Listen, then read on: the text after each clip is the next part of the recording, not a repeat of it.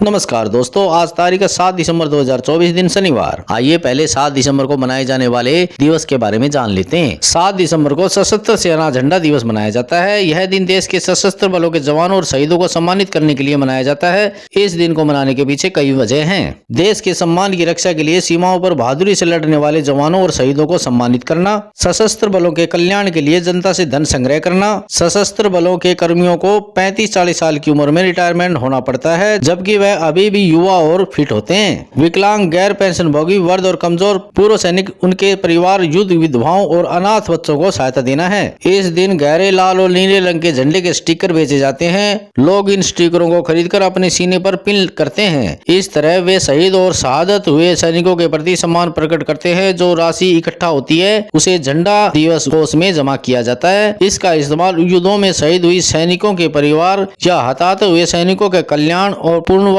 में किया जाता है।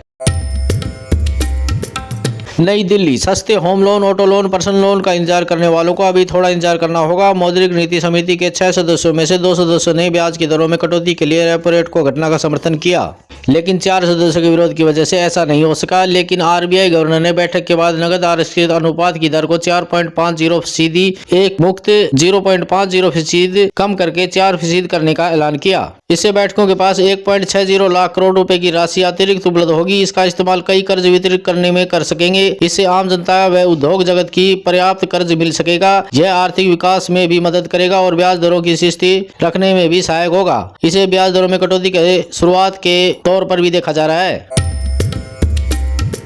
हरियाणा पंजाब के समूह बॉर्डर से किसान शुक्रवार 6 दिसंबर को दोपहर 1 बजे दिल्ली के लिए रवाना हुए, लेकिन करीब 2.5 घंटे बाद किसानों ने मार्च टाल दिया। किसान नेता सरवन सिंह पंधेर ने कहा कि सरकार बातचीत के लिए तैयार है, इसलिए हम कल तक इंतजार करेंगे। हम सरकार से टकराव नहीं चाहते। इससे कृषि मंत्री शिवराज चौहान बात करें, केंद्र वार्ता करेंगे तो ठीक, नहीं तो रविवार यानी 8 दिसंबर को दोपहर 12 बजे 101 किसानों का जत्था दिल्ली कूच करेगा। पिछले 9 महीनों से कैंप लगाकर बैठे किसानों ने दोपहर 1 बजे 101 किसानों का जत्था दिल्ली रवाना किया था। किसानों ने बैरिकेड और कटेले तार उखाड़ दिए थे। इस पर हरियाणा पुलिस ने उन्हें चेतावनी दी और आंसू गैस के गोले दागे। इसमें 8 किसान घायल हुए, 2 की हालत गंभीर है। भारतीय रिजर्व बैंक ने किसानों के लिए एक बड़ी राहत की खबर दी है। अब किसान बिना गारंटी के 2 लाख रुपए तक का कृषि लोन ले सकेंगे। इससे पहले यह सीमा 1.6 लाख रुपए की थी। आरबीआई गवर्नर शक्तिकांत दास ने बुधवार को मौद्रिक नीति समीक्षा के दौरान यह घोषणा की। उन्होंने कहा कि देश में बढ़ती महंगाई और कृषि लागत को देखते हुए यह फैसला लिया गया है। इस फैसले से छोटे और सीमांत किसानों को काफी फायदा होगा। बिना गारंटी का कृषि लोन वह लोन होता है जो किसानों को बिना किसी संपत्ति की गिरवी रख के दिया जाता है। पहले किसानों को लोन लेने के लिए अपनी जमीन या अन्य संपत्ति को गिरवी रखना होता था, लेकिन अब यह नियम बदल गया है और किसान बिना किसी गारंटी के लोन ले सकेंगे।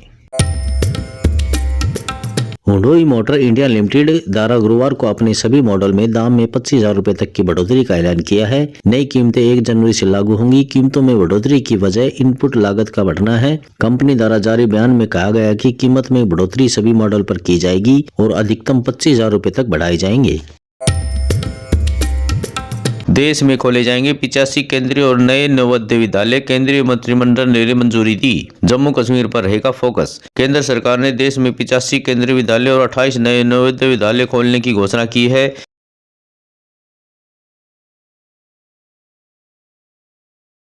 सर्वाधिक 13 केंद्रीय विद्यालय जम्मू कश्मीर में खोले जाएंगे। जिन 28 नए नवोदय विद्यालयों को खोलने की घोषणा की गई है, उसमें सबसे अधिक 8 नवोदय विद्यालय अरुणाचल प्रदेश में खोले जाएंगे। पीएम मोदी की अगुवाई में शुक्रवार को हुई कैबिनेट बैठक में यह अहम फैसला लिया गया।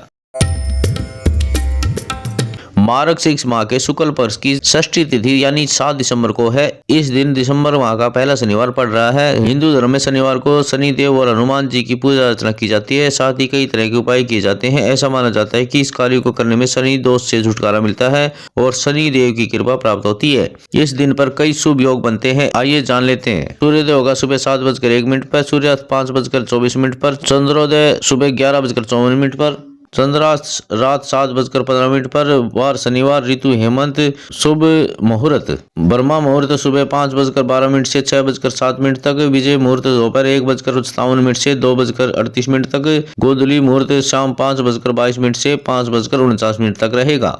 आज के लिए बस इतना ही। कल मिलते हैं नई खबरों के साथ। तब तक के लिए नमस्कार।